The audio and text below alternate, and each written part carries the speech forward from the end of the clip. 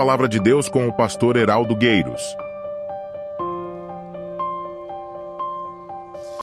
1 Coríntios capítulo 9, verso 16. Irmãos, acabou o mês de julho. Nosso tema era Esperança em Cristo. Começou o mês de agosto. O mês de agosto, em toda a igreja presbiteriana no Brasil, o mês de agosto, celebra-se o mês de missões. E por que o mês de missões? Porque foi no mês de agosto, no dia 12 de agosto, há mais de 160 anos atrás, que o primeiro missionário presbiteriano chegou no Brasil. O nome deles era Asbel Green Simonton, um jovem de aproximadamente 26 anos, universitário, fazendo curso de Direito, porque o desejo e o sonho dos seus pais era que seu filho fosse o advogado da família. Participando de uma programação, de um culto de missões, ele sentiu o seu coração fortemente tocado por isso, falou para os seus pais, dizendo assim, eu quero estudar, eu quero ir para um seminário e eu quero ser um missionário.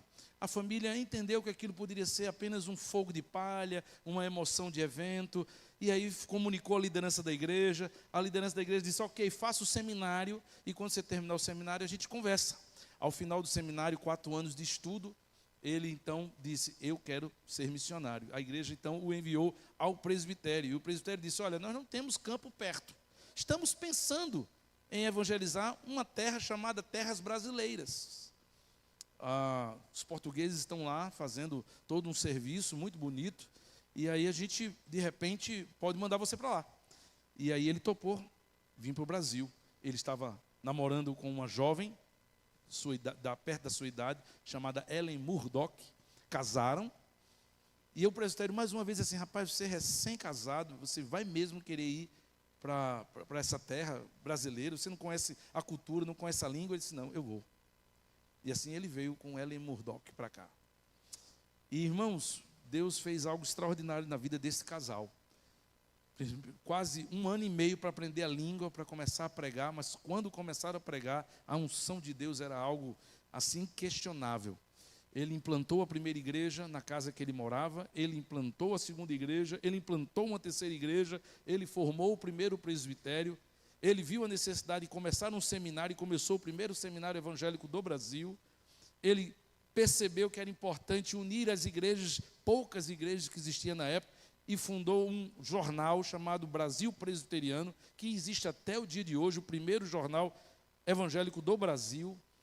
E com 7 anos que estão aqui no Brasil, e um trabalho extraordinário e lindo, sua esposa contrai febre amarela. Bem, os naturais do Brasil, de alguma forma já tinham aí anticorpos para isso, mas o americano não tinha vacina para isso. E ela ficou muito doente, e ela estava grávida. Ela conseguiu ter o filho, mas ela morreu. Ela morre e deixa Asbel Green Simonton com a criança nascida. Sua igreja, sua família, seu presbitério diz, Asbel, você já deu o seu tempo, você fez um lindo trabalho no Brasil, inquestionável, 7 anos, olha o que você já produziu, mas eu acho que é tempo de você voltar e criar seu filho. E ele disse que a morte de Ellen não podia ser em vão, Deus o havia chamado para vir ao Brasil, e ele ia dar a sua vida pelos brasileiros. Sua irmã vem junto com o seu marido, que também é pastor presbiteriano, e o ajuda a criar seu filho, e ele continua o trabalho, e é Asbel Green Simonton que vai converter o primeiro padre católico, Antônio Manuel da Conceição, e vai ordená-lo como primeiro pastor evangélico do Brasil, pastor natural. 3 anos depois, Asbel Green Simonton também pega febre amarela. E ele vem a óbito. Uma vida dedicada ao Brasil. 10 anos, apenas 10 anos. E nós temos uma igreja que está em todo o território brasileiro. Hoje a igreja presbiteriana, bem verdade, não tem o tamanho que já teve, mas na década de 70, a maior igreja evangélica do Brasil era a igreja presbiteriana. Era a igreja presbiteriana. O ex-presidente da República, Juscelino Kubitschek, ele era presbiteriano. Tamanha força e presença da igreja presbiteriana na década de 70. É bem verdade que quando veio o movimento pentecostal e muitas igrejas pentecostais começaram a crescer, a igreja ela não acompanhou este crescimento e hoje nós temos as maiores igrejas como a Assembleia de Deus, entre outras. Mas uma igreja que, desde que Simonton veio, tem sido assim um referencial para esta nação. Por isso, toda a igreja presbiteriana comemora o mês de missões em agosto. A gente não comemorava em agosto. Por muitos anos eu comemorei em junho, mas aí aos últimos anos a gente trouxe para agosto. Então, nosso tema nesse mês de agosto, irmãos, é tempo de frutificar. Esse é o tema que todas as equipes de pregadores da igreja estarão ministrando ao seu coração. Começamos hoje pela manhã, agora à noite, e durante todo esse mês é tempo de frutificar.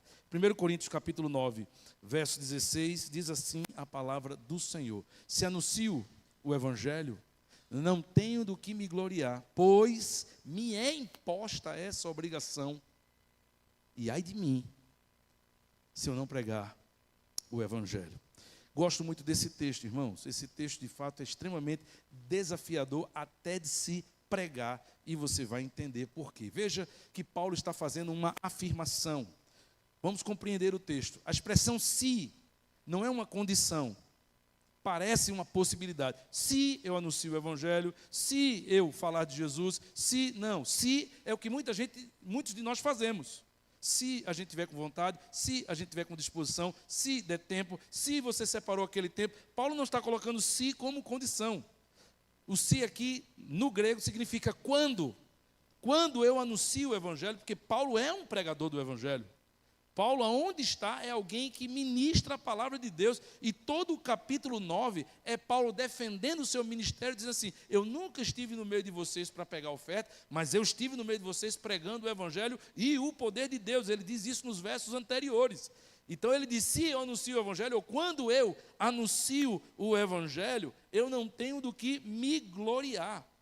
A expressão aqui, irmãos, gloriar, é a mesma que bater no peito. É como se Paulo dissesse assim: eu fiz a minha obrigação e publiquei, botei nos stories. Gente, eu fiz. Que graça tem se você tem a obrigação de fazer? Se espera que todo mundo faça? Essa expressão gloriar, irmãos, é a mesma expressão que você verá lá em Lucas capítulo 18, 11 e 12, quando Jesus faz a parábola do publicano e do pecador. Que o publicano vai ao templo orar e bate no peito dizendo: ainda bem que eu oro 2 vezes por dia, dou dízimo de tudo, não sou igual a esse camarada, ainda bem. Enquanto do lado, o pecador, diz o texto, que não ousava nem olhar para cima e com a cabeça baixa apenas dizia: Senhor, tem misericórdia de mim. É interessante que a parábola não diz que o publicano está sendo mentiroso. A parábola não é para dizer assim, mentira dele. Ele orando, dizendo que jejuava 2 vezes por semana e que dava dízimo de tudo. E não, Jesus não está dizendo que ele está mentindo. A parábola é para ensinar que o que ele estava fazendo não era digno de se gloriar, de bater no peito, de achar que estava fazendo muita coisa.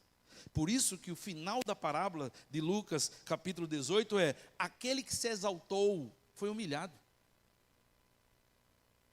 Mas Deus exalta aqueles que se humilham. Eu não tenho do que me gloriar, eu não tenho do que bater no peito, eu não tenho que botar dizendo assim: eu fiz, eu fui, eu falei. Me é imposta esta obrigação. A expressão me foi imposta, irmãos. Paulo está dizendo, se tornou minha responsabilidade, é um mandamento. Quando você manda um jovem para a escola, qual é a responsabilidade dele? Estudar. Virou a obrigação dele estudar. Ele não vai se orgulhar porque está estudando. Ai dele se não estudar. Há um pagamento, há um investimento. Ele está indo para a escola, não é para fazer outra coisa, é para estudar. Há muitas coisas na nossa vida que viram responsabilidade. Botou filho no mundo, responsabilidade. Você tem que cuidar do seu filho, ou não é assim? Tudo que você faz, quando você compra um objeto, um carro, você passa a ter algumas responsabilidades. Você vai pagar todo ano IPVA, você vai ter que andar dentro da regra, porque se você andar errado, você vai levar uma multa. Responsabilidade, me foi colocado esta responsabilidade, este mandamento, e eu não tenho do que me gloriar, pois me foi imposta esta obrigação. E eu gosto da expressão obrigação, porque a obrigação tem a ver com missão, com um propósito. A obrigação de um pai, de uma mãe com o seu filho é uma obrigação, é uma missão, é um propósito. Paulo está dizendo que a pregação do evangelho é o seu propósito.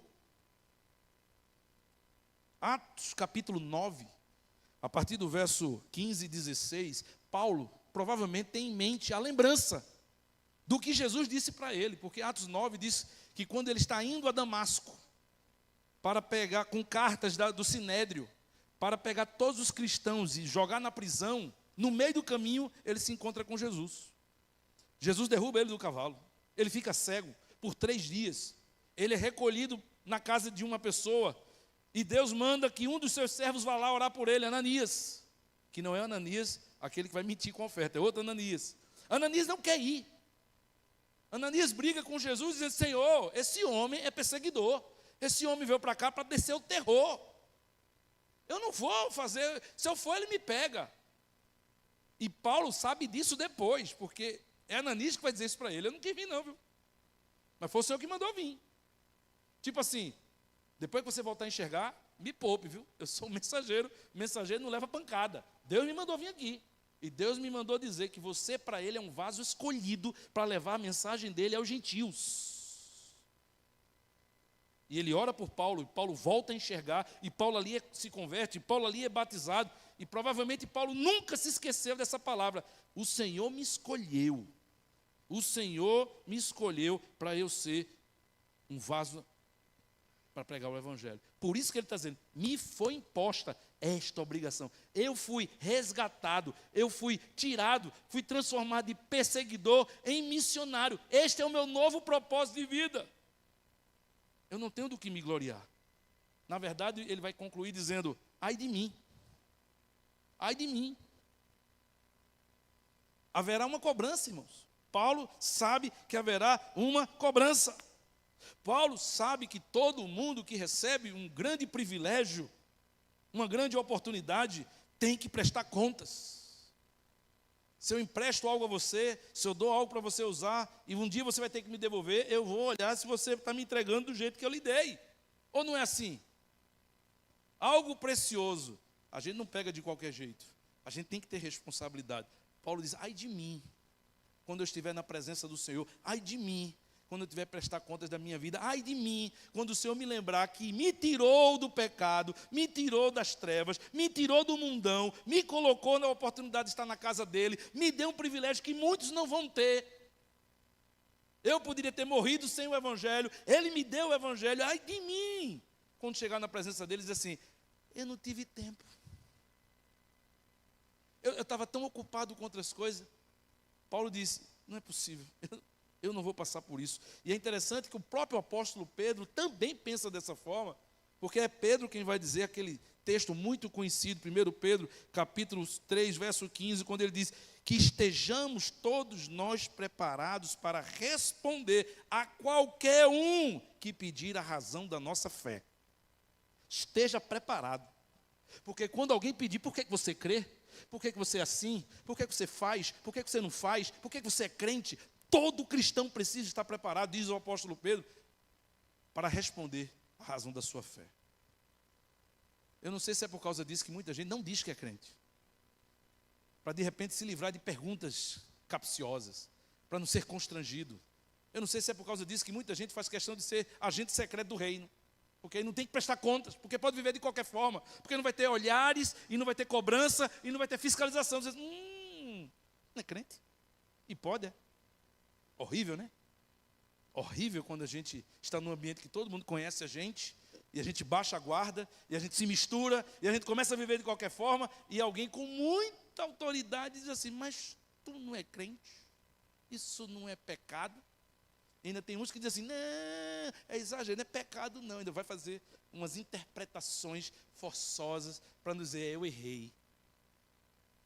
Eu tenho que tomar vergonha na cara, eu não podia ter feito isso mesmo não. Isso não era para eu ter feito não, me perdoe. Aí tem gente que ainda vai dar algumas desculpas. Não, isso é algumas pessoas.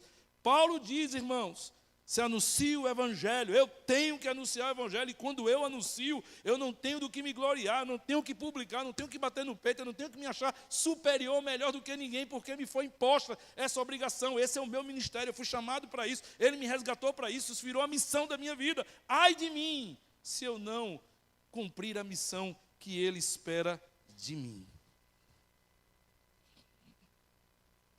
Verso 17, por favor, Adriele. Olha o que ele vai dizer no verso 17, na continuação do versículo. Não. Coríntios. Em Coríntios, capítulo 9, verso 17. Isso. Se o faço de livre vontade, em outra versão diz de boa mente, em outra versão diz assim, com prazer, com propósito, se eu faço com motivação, com boa vontade, terei galardão. Mas se constrangido, em outra versão, se apenas para cumprir tabela, por obrigação,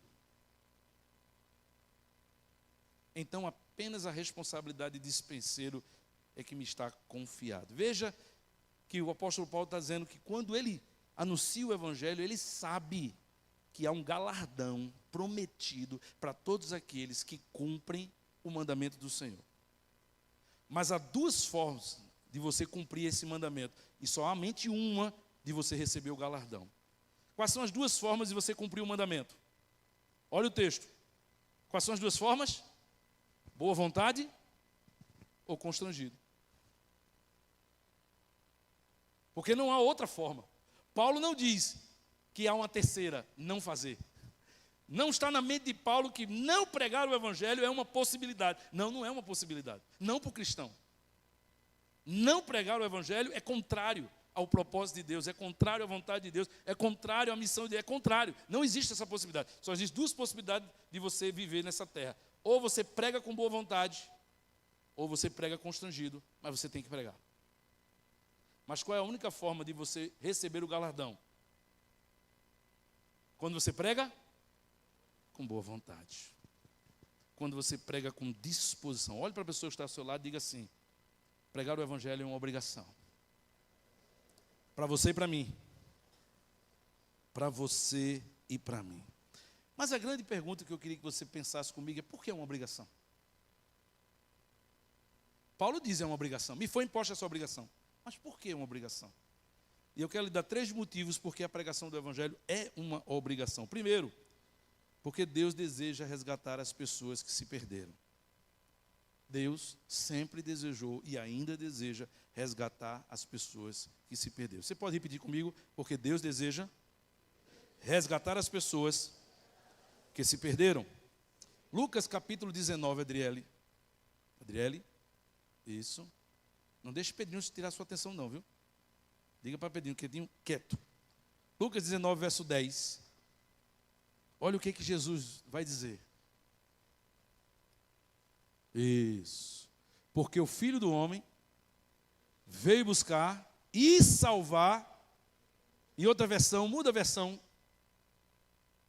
Muda a versão, Adriele. Porque o Filho do Homem veio buscar e salvar o que estava perdido. O propósito de Jesus, irmãos, não foi fundar uma religião. O propósito de Jesus não foi criar uma rede de seguidores. O propósito de Jesus foi muito direto. Ele veio buscar e salvar o que estava perdido. E o que é que estava perdido, irmãos? A humanidade estava perdida. E onde foi que a humanidade se perdeu, irmãos? Lá no início de todas as coisas. Lá no início. Romanos capítulo 5, verso 12, Adriele.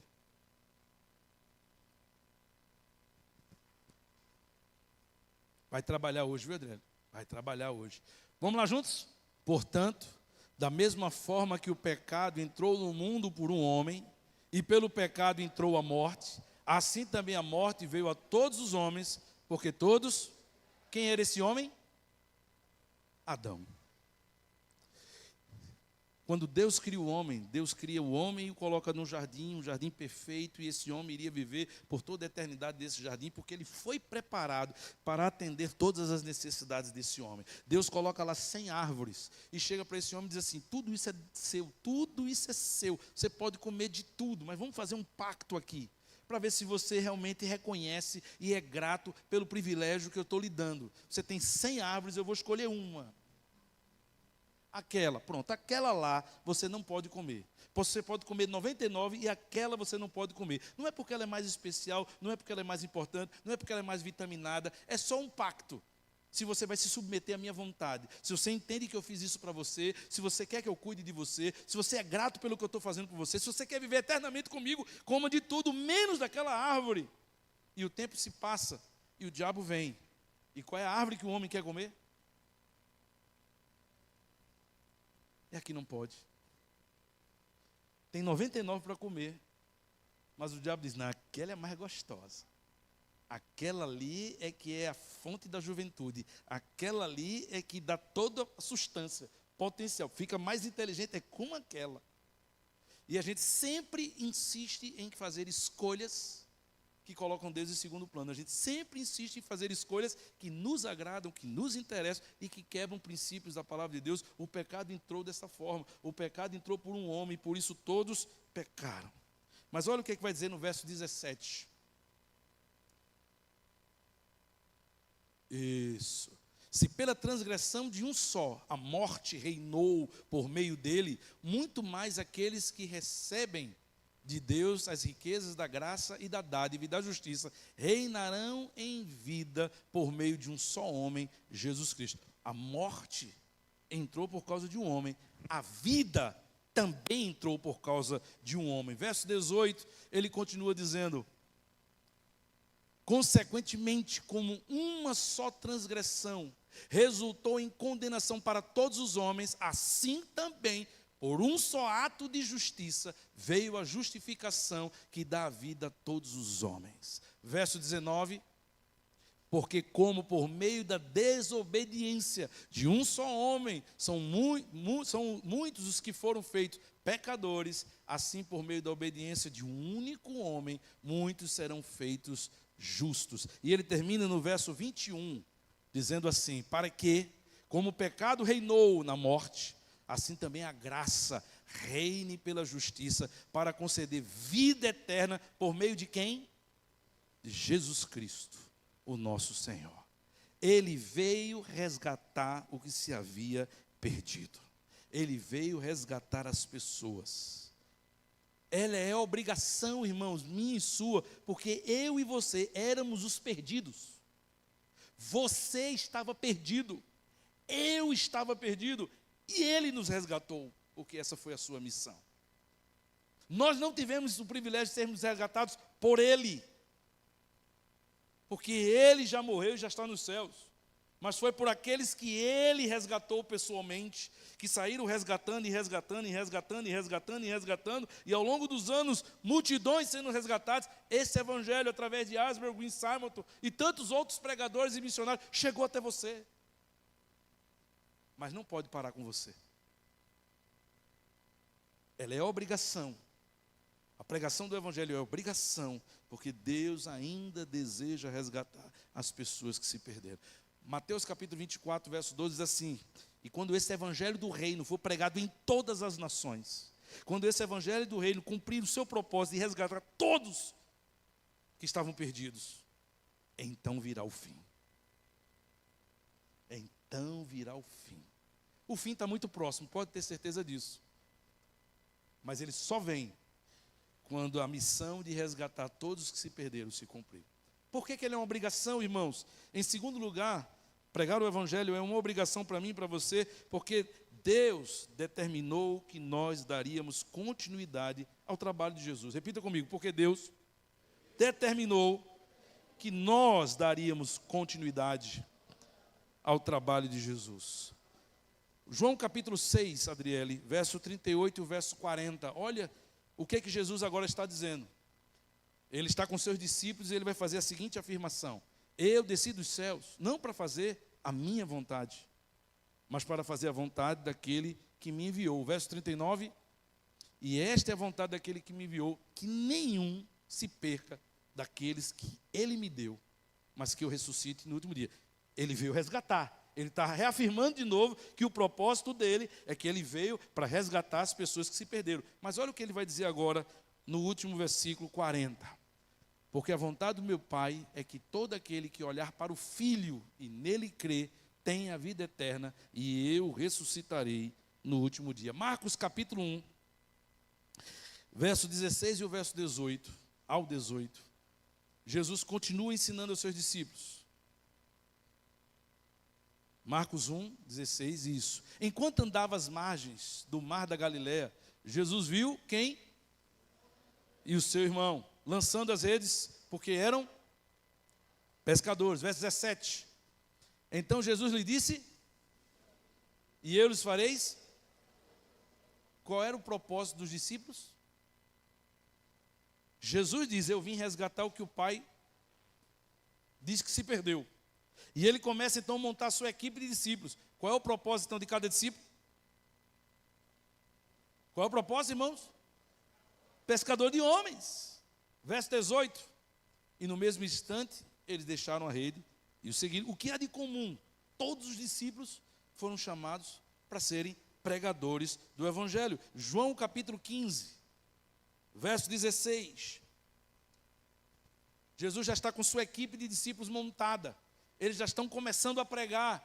O que é que Jesus vai dizer para eles? Vocês não me escolheram, mas eu e designei para que vocês vão e desfruto, um fruto que permaneça, a fim de que o Pai dê a vocês o que pedirem. Eu escolhi vocês, eu chamei vocês, a missão é minha, e eu chamei vocês para estarem comigo. E aí eles então vão entendendo esse propósito de estarem seguindo Jesus, mas vai chegar um momento que a missão de Jesus vai acabar na terra. Jesus vai ser morto, Jesus vai ser entregue nas mãos dos homens. Então Jesus vai ter uma outra conversa agora com eles. Lucas capítulo 24, a partir do verso 45 ao verso 49, Adriele. Lucas 24, 45. Aí é o que vai dizer o texto, vamos lá? Então abriu-lhes o entendimento para que pudessem compreender as Escrituras. 46. E lhes disse: está escrito que o Cristo haveria de sofrer e ressuscitar dentre os mortos no terceiro dia, e que em seu nome seria pregado o arrependimento para perdão de pecados a todas as nações, começando por Jerusalém. Verso 48. E vocês são as testemunhas. Olha, eu estou cumprindo as Escrituras. Estava escrito que isso iria acontecer. Aconteceu. Eu fui morto. Eu ressuscitei. Vocês são testemunhas disso. Eu escolhi, eu trouxe vocês para... Vocês acompanharam tudo isso. Verso 49, então ele vai dizer... Depois, eu envio vocês a promessa do meu Pai, mas fiquem na cidade até serem revestidos do alto. E aí, amados irmãos, ele diz: vocês foram testemunhas disso, e eu estou revestindo vocês de poder, para que vocês deem continuidade à minha missão. Terceiro motivo, irmãos, porque é obrigação. Porque Deus, aquele que capacita, Ele cobra resultados. Aquele que capacita, repita comigo, aquele que capacita, Ele cobra resultados. Atos capítulo 1, verso 8, Adriele. 1:8. Jesus disse: vocês vão receber poder. O que é que acontece em Atos 1:8? Atos 1:8 é a continuidade, irmãos, de Lucas. Final de Lucas é repetido no início de Atos, porque é o mesmo escritor. São dois livros, mas para que ele fizesse o link de um livro com o outro, a forma como ele termina em Lucas 24 é a forma como ele vai começar em Atos 1:8. E ele diz assim, repetindo o que Jesus havia dito: vocês receberão quando o Espírito Santo, e serão aonde? Jerusalém.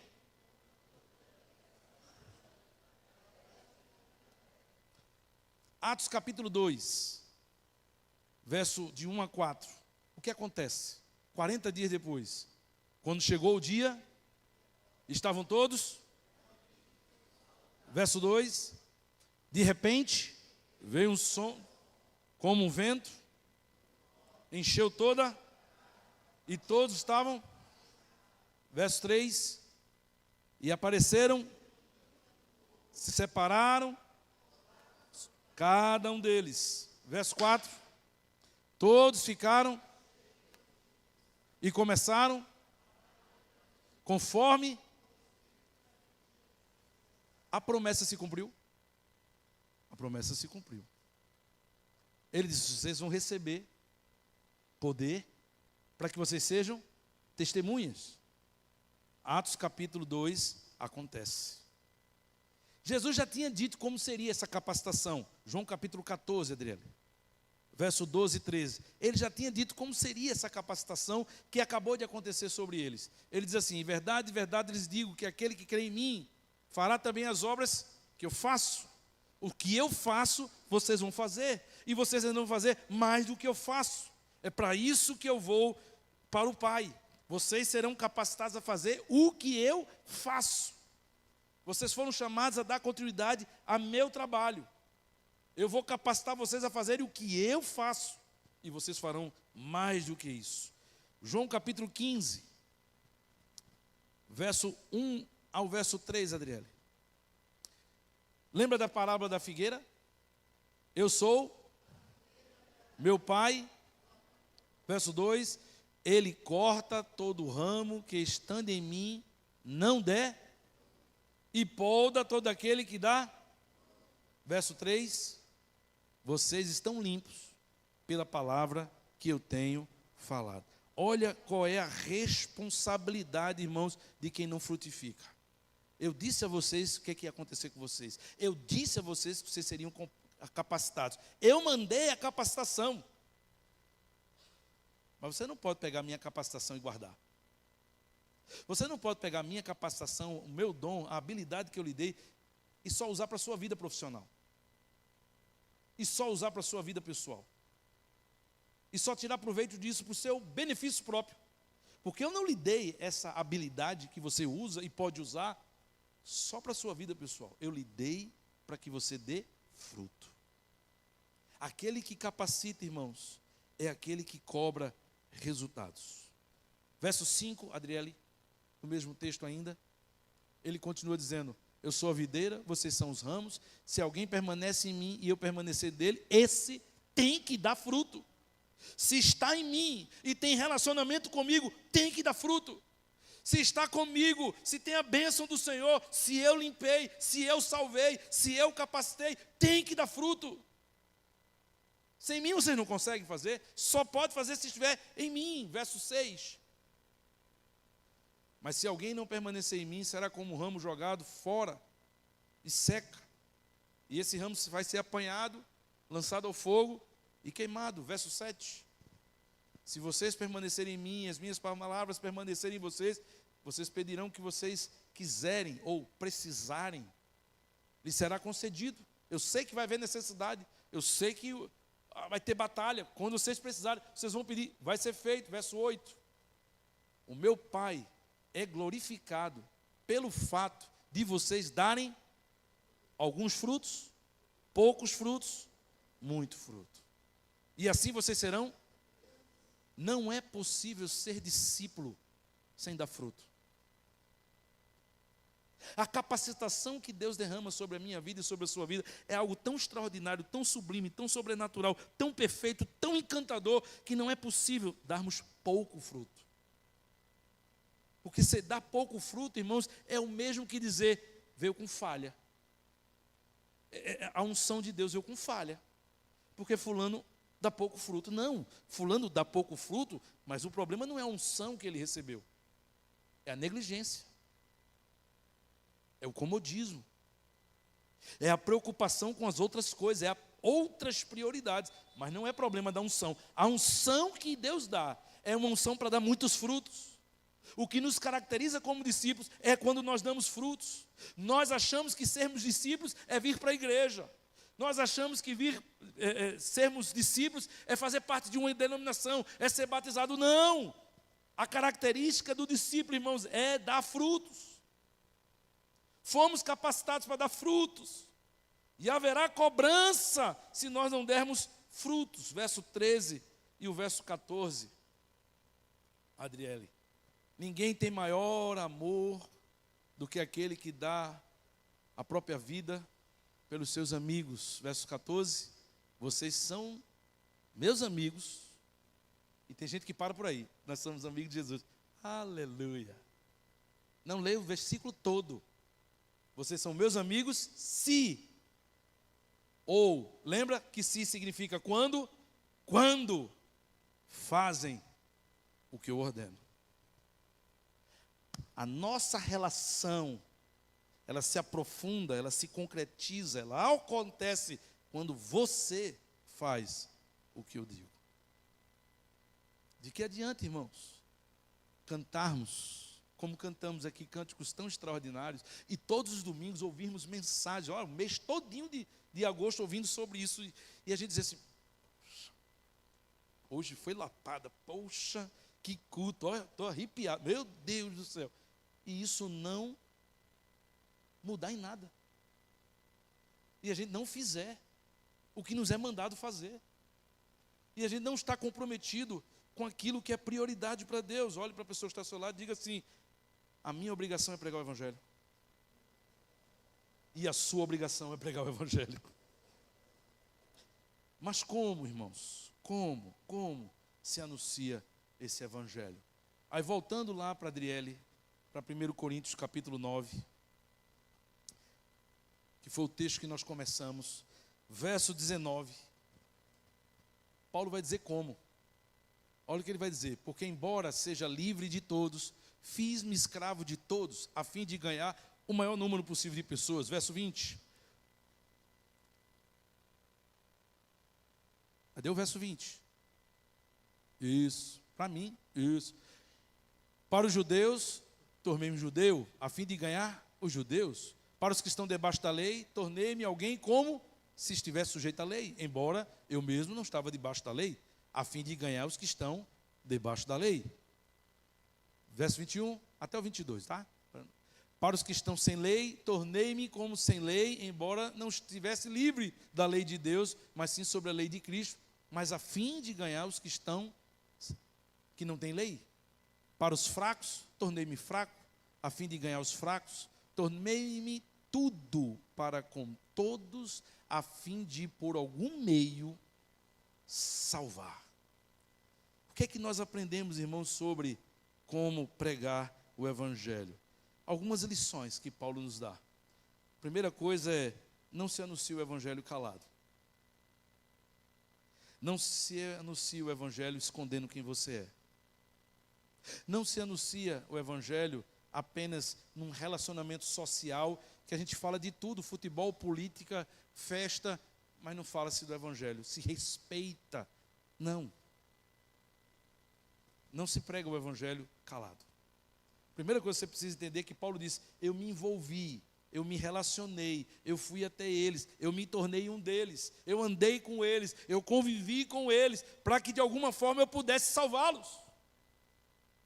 A gente precisa rever os nossos relacionamentos. A gente precisa, na verdade, rever a forma como estamos nos relacionando com as pessoas.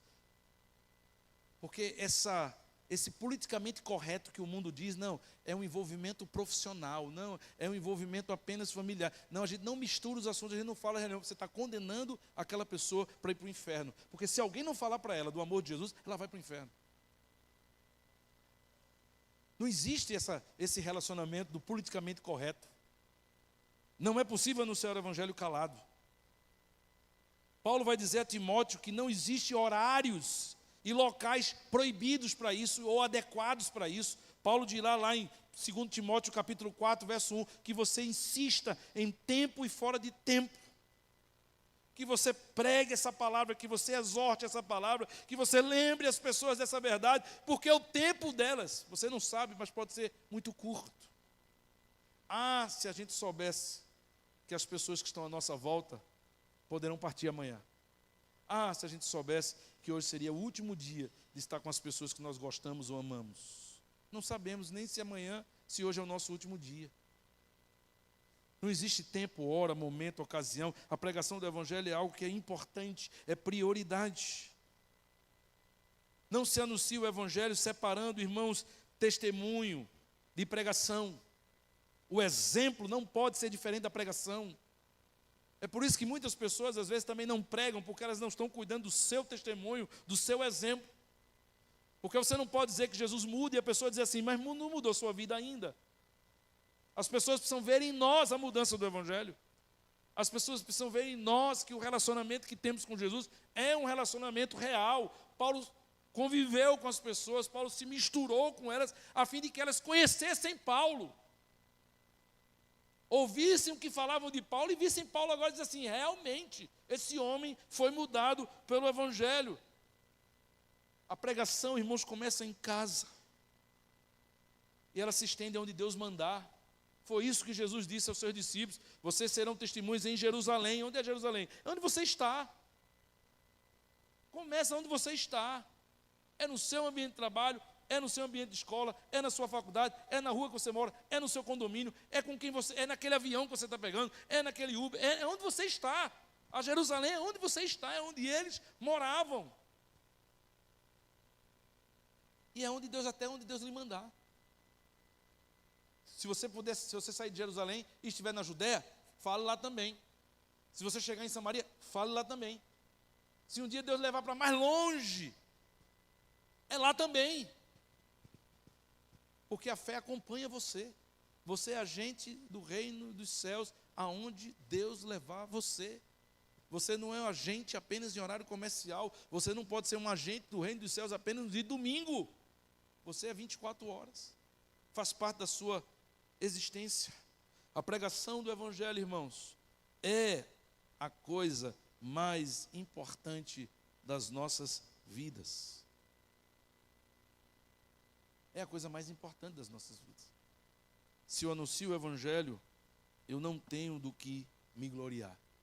Eu termino lembrando a você, o último versículo, Adriele, Mateus capítulo 5, Sermão do Monte, bem-aventuranças, bem-aventuranças. Jesus está pregando as bem-aventuranças e ele separa uma bem-aventurança para o pregador do Evangelho. Olha o que ele vai dizer no verso 10 até o verso 12, e você vai ler esse texto comigo. Bem-aventurados os perseguidos por causa da justiça, porque deles é o reino dos céus. Verso 11, bem-aventurados serão quando vocês, por minha causa, os insultarem e os perseguirem, e mentindo, disserem todo tipo de mal. Quando vocês estiverem fazendo a minha obra, vocês serão insultados, vocês serão perseguidos, eles vão mentir sobre vocês, vocês vão incomodar esse mundo. Mas quando isso acontecer, não é que está dando errado, está dando certo. Vocês serão bem-aventurados por causa disso. Vocês não serão bem-aventurados quando vocês se pouparem de falar de mim. Vocês não serão bem-aventurados quando vocês pensarem mais na segurança de vocês do que de falar de mim. Vocês serão bem-aventurados quando vocês optarem abrir mão de qualquer coisa para serem fiéis a mim. E ele termina o verso 12 dizendo: alegrem-se e regozijem-se, porque grande é a sua recompensa nos céus. Pois da mesma forma perseguiram os profetas que viveram antes de vocês. Todo mundo que veio antes de você, que me levou a sério, foi perseguido. Ainda hoje, em muitos lugares, quem leva Jesus a sério, dependendo da cultura do país, é perseguido ou morre, ou é preso, ou perde emprego, ou é abandonado pela família. Ainda hoje é assim. Foi na época de Jesus, é em alguns lugares. Jesus está dizendo assim, então tenha certeza que se você passar por isso, alegre-se. Alegre-se. Porque quanto maior vai ser a resistência na terra, maior vai ser a recompensa daqueles que por amor a mim não deixaram de pregar o Evangelho. Se eu anuncio o Evangelho, não tenho do que me gloriar, pois me é imposta essa obrigação, e ai de mim se eu não anunciar o Evangelho.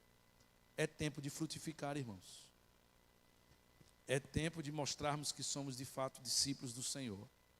É tempo de pensarmos menos no nosso conforto, ou na opinião das pessoas, ou no julgamento das pessoas, e nós buscarmos honrar mais a Deus, alegrar mais o coração de Deus, sermos mais participantes e podermos com alegria dizer assim: paguei o preço, mas a minha família está salva, meus amigos foram salvos, Deus me usou para isso, eu fiz a minha parte.